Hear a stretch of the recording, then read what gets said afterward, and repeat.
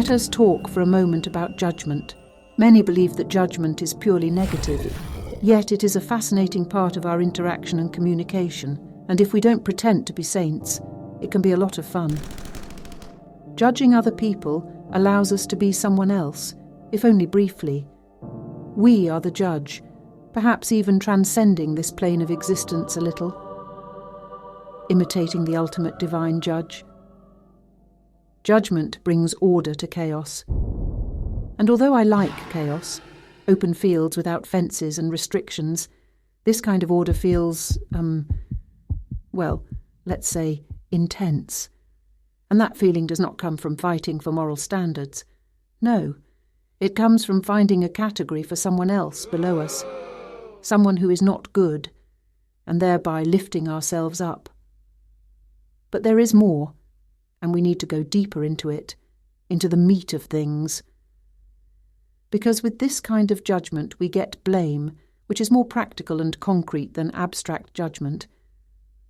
I think we can only understand its power if we look at it etymologically. Because blame is linked to blasphemy, and so it is another way of being on God's side, or, more generally, on the right side, the strong side. Isn't it fascinating what talking to another person can do?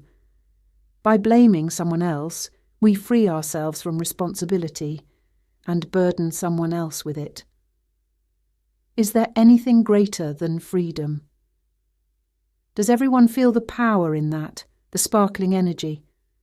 But you know what? I saved the most powerful part for the end. Because we can also look at self-criticism, or even more intense, self-loathing, the blame we put on ourselves. Again, this is not a neutral process of evaluation and improvement, and it's not even something very personal or not quite personal. You see, we are actually connected to something bigger when we blame ourselves. Through hundreds of years of conditioning with the Christian confession, focusing on failure and guilt, focusing on blasphemy, we have made it part of our collective unconscious to blame and judge ourselves.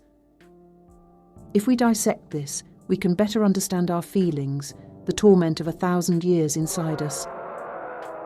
And we can come full circle and redirect that energy into judging others.